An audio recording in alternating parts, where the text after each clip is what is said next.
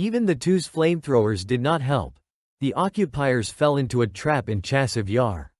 Initially, the invaders planned to capture Chasiv Yar very quickly, but ultimately this operation turned into a trap. Immediately after the occupation of Avdiivka, the enemy turned his attention to Chasiv Yar. Until 2022, the city's population was 12,000 people. Now there are heavy battles for the city. Experts initially stated that the most vulnerable area of the city was the eastern outskirts. The Kremlin thought so too, Forbes reports. The enemy achieves certain successes, but at the cost of heavy losses.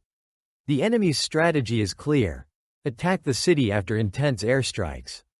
The fighting in this section of the front is being carried out by invaders from the 200th Motorized Brigade, the 299th Regiment, and the 11th Assault Brigade.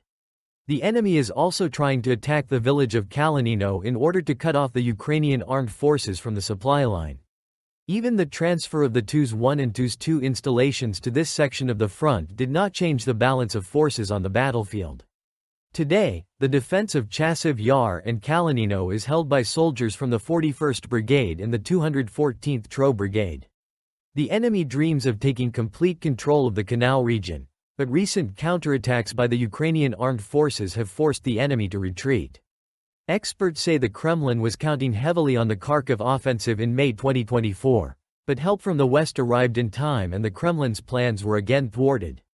The press service of the British Ministry of Defence states that in May 24 the enemy suffered heavy losses. On average, up to 1,200 invaders went to Kobzone every day.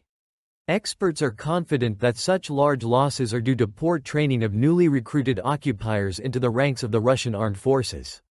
Military analysts are confident that if the invaders throw all their best forces into capturing the canal, heavy losses will not be avoided.